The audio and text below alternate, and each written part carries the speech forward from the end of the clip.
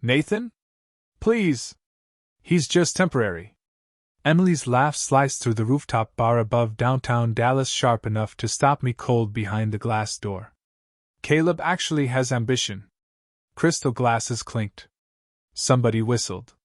Somebody else muttered, "Damn." I stood there with a bourbon in my hand while the city lights reflected off the windows like broken gold.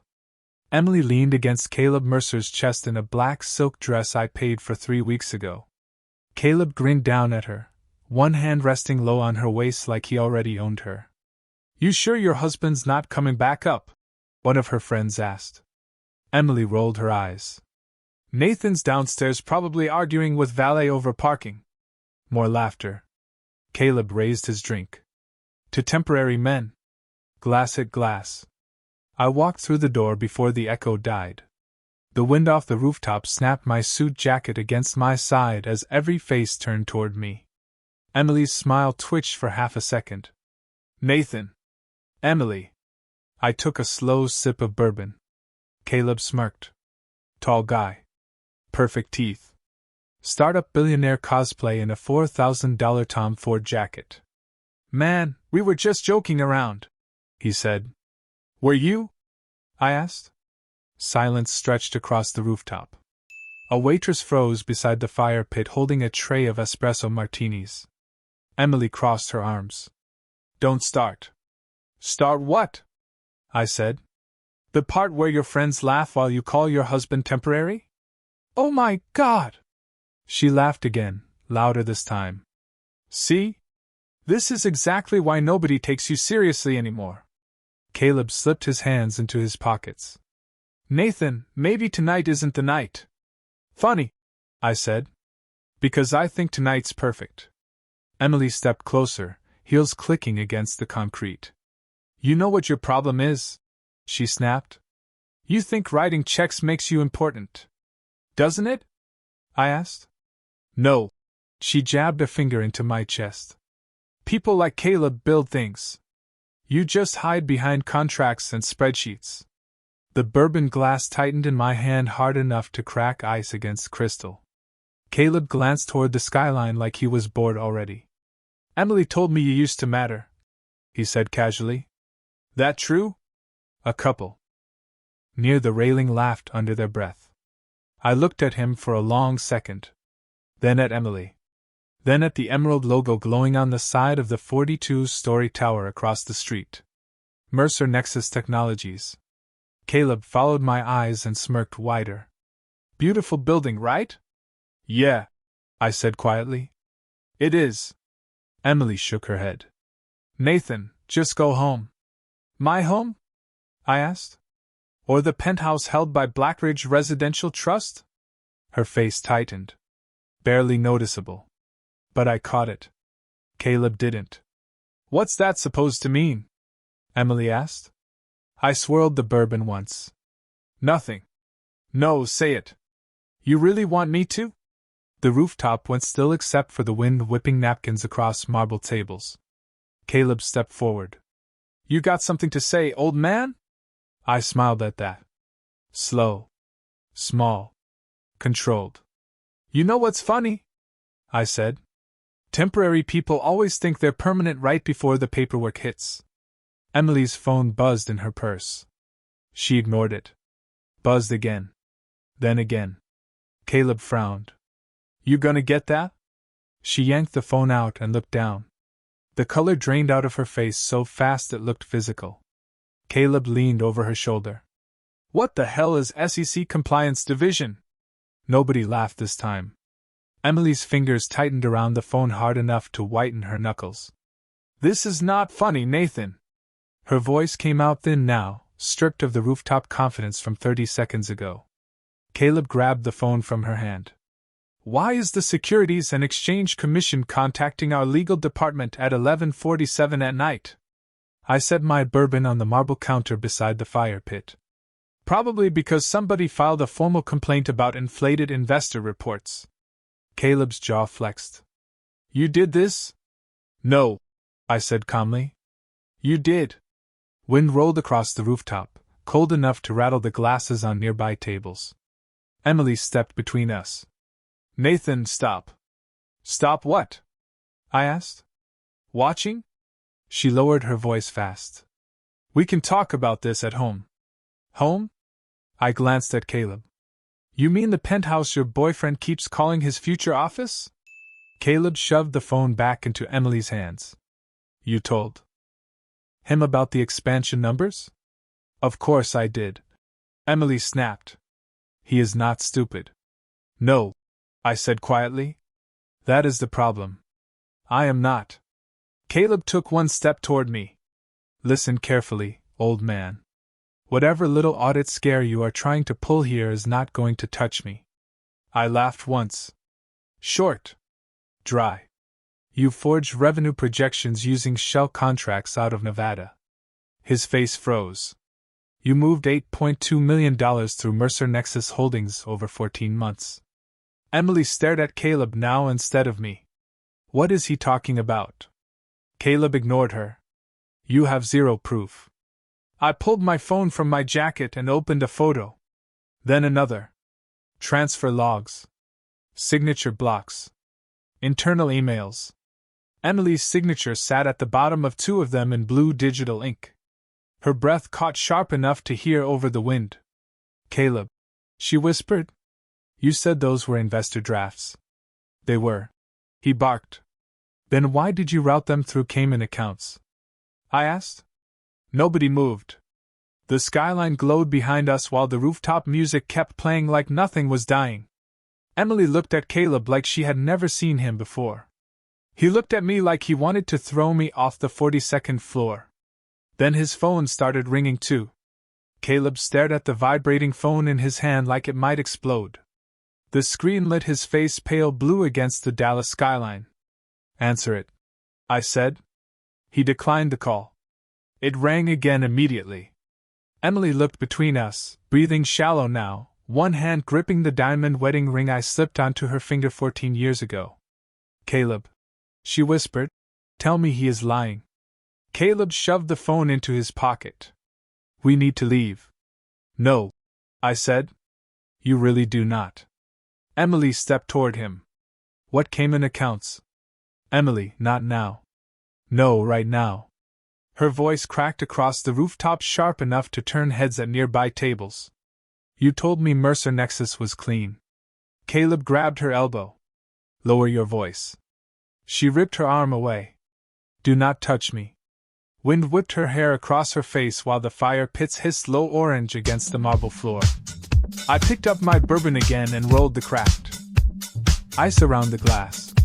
He used your access to move money through investor escrow accounts, I said calmly. 3 shell companies. 2 fake vendor contracts. 1 idiot willing to sign anything put in front of her after 2 glasses of Pinot Noir. Emily snapped toward me. You think this is funny? No, I said. Funny was hearing my wife call me temporary 10 minutes before federal regulators froze her boyfriend's expansion deal. Caleb stepped close enough for me to smell whiskey on his breath. You set me up. No, I said again. I audited you. His jaw tightened hard. You have no authority. Actually, I replied. Blackridge Capital owns 32% of Mercer Nexus.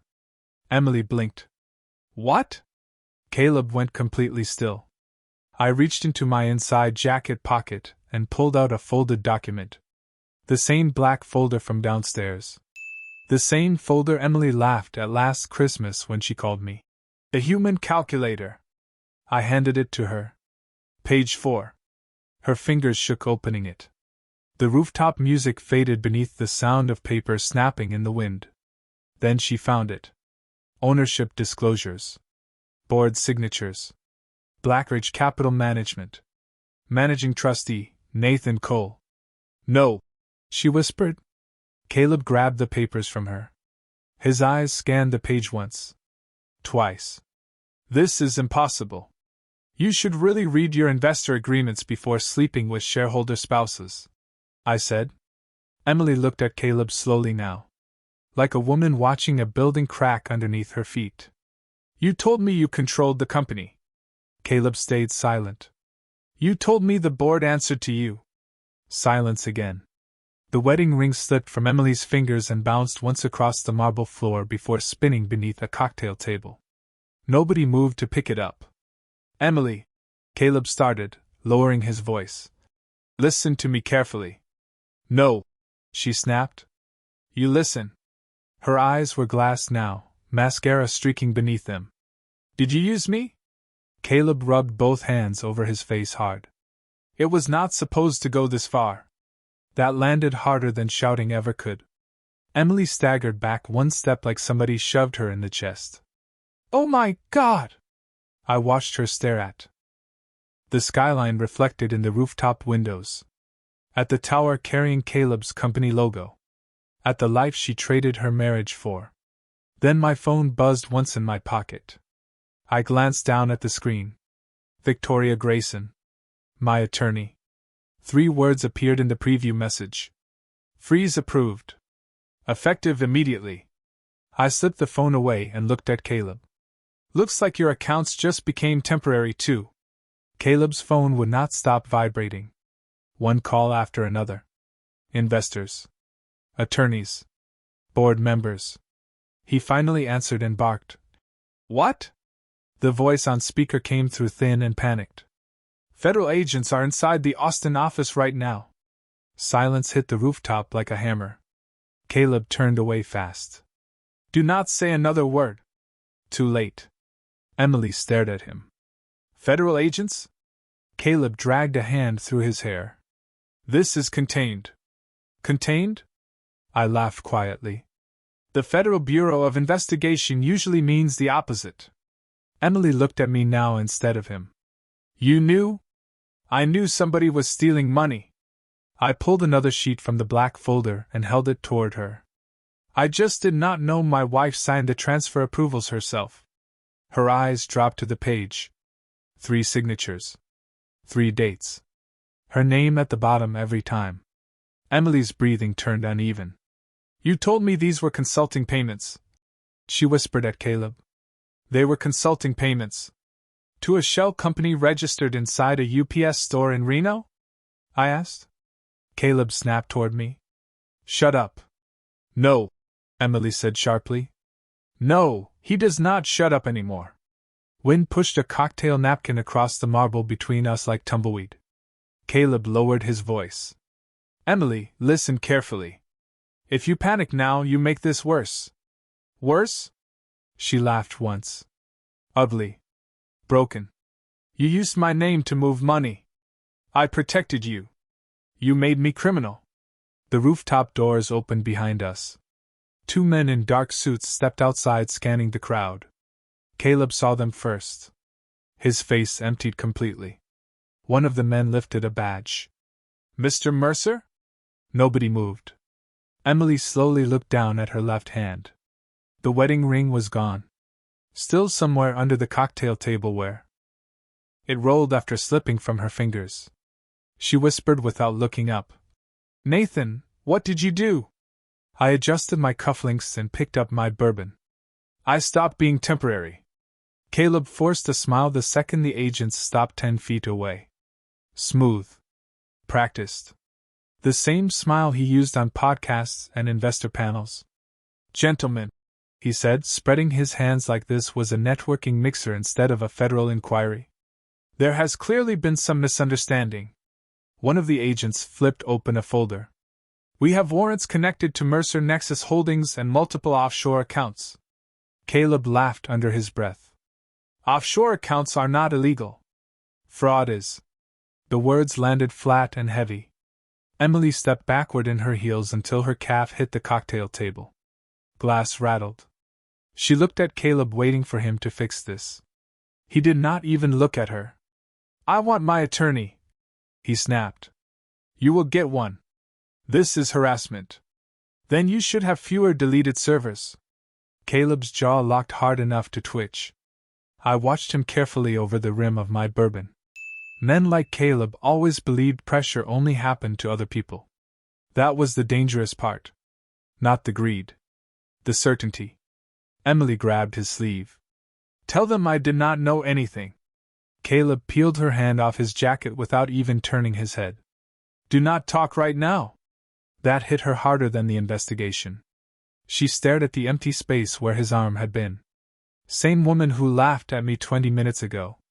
Same woman who once called me safe but forgettable after 2 martinis in our kitchen. One of the agents glanced toward me. Mr. Cole? Counsel advised me not to discuss active disclosures tonight, I replied calmly. The agent nodded once. Professional courtesy. Caleb noticed that. His eyes narrowed immediately. You coordinated this? No, I said. I prepared for it. Wind rolled smoke from the rooftop fire pits between us while sirens echoed faint somewhere below downtown. Emily bent down, suddenly searching beneath the cocktail table. Her fingers brushed marble, napkins, broken glass. Then, finally, the wedding ring. She grabbed it tight and stood back up, clutching it against her chest like it still meant something. I checked my watch. 11:58. Right on schedule. My phone buzzed once more. Victoria again. Asset freeze confirmed. Secondary accounts secured. I slipped the phone back into my pocket and looked at the Mercer Nexus tower glowing across the street. Half the executive floor lights had already gone dark. Caleb straightened his jacket like fabric could still save him. Nathan, whatever game you think you are playing, you are going to regret it. I smiled faintly. You still think tonight started on this rooftop? One of the agents stepped aside to answer a radio call while downtown's sirens echoed closer now. Emily looked between us, gripping the wedding ring so tight the edge dug red marks into her palm. What does that mean? She asked quietly. I set my empty bourbon glass onto the marble counter.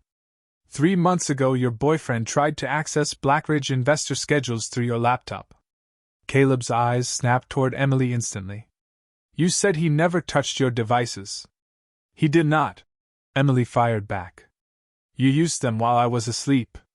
Caleb ignored her completely. You monitored us? No, I replied. I monitored my network. I pulled my phone out and opened a folder labeled temporary. Dates. IP logs. Wire transfers. Security captures. Caleb stared at the screen for 1 second too long. That was enough. Every deleted message from your burner phones mirrored into cloud recovery, I said calmly. Every transfer routed through Cayman banking nodes flagged automatically. Emily's voice dropped to a whisper. You knew the whole time? I knew enough. Caleb stepped closer until we were inches apart. Then why wait? There it was. The real question. Not anger. Fear. I adjusted my cufflinks slowly. Because impatient men make mistakes. Wind snapped across the rooftop hard enough to scatter cocktail napkins into the night sky. The agents returned. Mr. Mercer, your offices are being secured pending financial seizure. Caleb laughed once. Hollow now. You cannot freeze Mercer Nexus. Actually, I said, Blackridge already triggered emergency shareholder protections at 5:30 this afternoon. Emily looked at me like she had never known me at all. You planned this before tonight. Before Aspen. I corrected. Her face emptied. Aspen. The girl's trip. From February. Caleb's hand tightened into a fist. You followed her? No, I said. Your private jet receipts did. Silence crushed the rooftop. Then Emily looked at Caleb slowly. You told me nobody could touch you. Caleb finally exploded. Because they were not supposed to know about the secondary accounts. The second those words left his mouth, both agents looked directly at him. Too late. Way too late. I picked up my coat from the chair beside me. That, I said quietly, is why I waited. Caleb's face drained white the second he realized what he had just admitted. One of the agents stepped forward immediately. Secondary accounts? Caleb pointed at me so fast his watch slammed against the glass railing. He baited me. No, I said calmly. I gave you room to keep talking. Emily stared at Caleb like she was watching a stranger peel his own skin off. You told me everything was protected. It was, he snapped. Until him. He jabbed a finger toward me again. This whole thing is because of him. No, I replied. This whole thing is because greed makes people sloppy. The lead agent opened his folder. Mr. Mercer, we are now adding obstruction concerns to this investigation. Caleb laughed once. Desperate now. Loud. Ugly. You do not have a case. The agent slid several printed pages from the folder. Wire transfers. Offshore routing confirmations. Internal Mercer Nexus emails. Caleb's own digital signature glowing at the bottom of every page. Emily grabbed one sheet with trembling fingers. You moved $4.6 million 3 days ago? Caleb ripped the page from her hand. Do not touch that. You used my login credentials. Because yours looked cleaner. The words hit the rooftop harder than the sirens below. Emily's mouth opened slightly, but no sound came out. Then her phone buzzed again. This time she answered. Her face collapsed instantly. What do you mean my cards were declined? She whispered. Silence. All of them? Another silence. She looked at me slowly. I buttoned my jacket. Blackridge terminated secondary spending access at midnight. Nathan, the penthouse lease reverted to the trust this morning. Her breathing turned shallow. My car? Corporate asset. The Aspen house? Sold last week. Every answer landed like concrete. Caleb stepped backward, finally understanding the floor underneath him was gone. The Mercer Nexus tower across the street flickered dark floor by floor as executive offices lost power. One investor after another pulling out. One bank after another freezing exposure. Emily looked across the skyline at the dying tower lights and whispered, Oh my God! Caleb lunged toward me suddenly. One of the agents intercepted him hard against the marble counter. Crystal shattered across the rooftop. Get your hands off me! He roared. But nobody looked impressed anymore. Not the agents. Not the guests. Not Emily. She just stared at the wedding ring still crushed inside her fist, while blood from the diamond edge ran slowly down her palm. Caleb stopped fighting the second his own attorney called. The lead agent held him against the marble counter, while his phone buzzed nonstop across the floor beside broken crystal and melting ice. Caleb stared at the screen. Then at the Mercer Nexus tower across the street. Entire floors were dark now. Trading freeze alerts flashed across the giant lobby monitors 38 stories below us. Answer it, I said quietly. Caleb snatched the phone with shaking hands. What? His attorney's voice exploded through the speaker loud enough for half the rooftop to hear. The board voted you out 20 minutes ago. Silence. The banks are calling the loans. Another silence. And the Federal Bureau of Investigation is inside your server room. Caleb's knees almost buckled. Emily covered her mouth with both hands. The same woman who laughed while calling me temporary now stood barefoot on cold marble because one heel snapped when she stumbled backward. Mascara streaked down her face. Blood still dripped from the wedding ring crushed in her palm. Caleb looked at her finally. Really looked at her. Not with lust. Not with ego. Just calculation. You signed the vendor approvals, he muttered. Emily blinked. What? Your name is on the transfers. Her breathing stopped for half a second. You said they were harmless. I said they were necessary. Caleb, if they need cooperation. He snapped coldly. You were involved too. That was it. The final cut. Emily stared at him like somebody had ripped the floor open beneath her. Then she laughed once. Short. Broken. You are throwing me under the bus? Caleb looked away. He did not even deny it. One of the agents stepped beside him. Mr. Mercer, you are being detained pending federal financial fraud charges. Handcuffs clicked sharp in the night air. The rooftop guests pulled out phones immediately. Cameras everywhere now. Caleb lowered his head as the agents walked him toward the elevator doors. No speeches. No swagger. Just a man in a $4,000 jacket walking into ruin. Emily stood frozen beside the fire pit holding the wedding ring so tightly blood ran between her fingers onto the marble. Then her phone buzzed one last time. She looked down slowly. Bank account restricted. Corporate access revoked. Residential access terminated. Her lips trembled. "Nathan," she whispered. I picked up my coat and walked past her toward the elevator.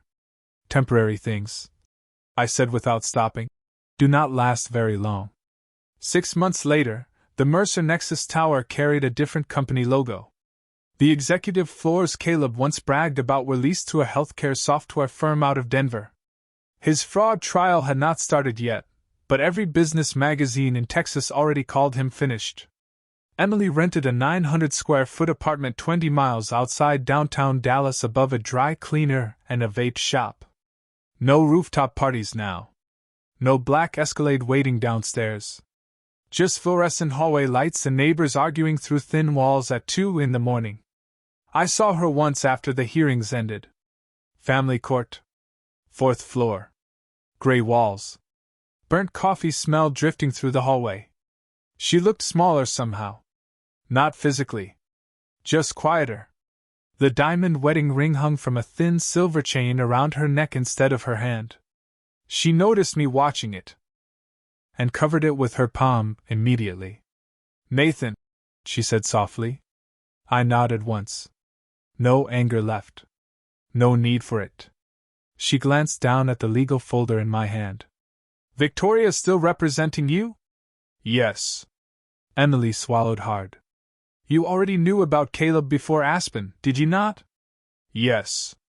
"Why stay?" I looked through the courthouse window at rain sliding down the Dallas skyline in long gray streaks. "Because I wanted proof before I burned down 14 years. She lowered her eyes. "I would have stayed." "No," I said quietly. "You would have stayed until somebody richer showed up." That landed clean. No shouting. No cruelty. Just truth. Emily nodded once like she finally heard herself for the first time. Down the hallway, a bailiff called another case number. People moved past us carrying paper cups and legal files and tired faces. Real life. Heavy. Ordinary. Emily touched the ring beneath her collarbone again. "Did you ever love me?" she whispered. I looked at the chain disappearing beneath the fabric of her sweater. The same ring she dropped on a rooftop while chasing another man's fantasy. "Enough to protect you from what he was," I said. "Not enough to let you destroy me with him." I walked toward the elevator before she answered.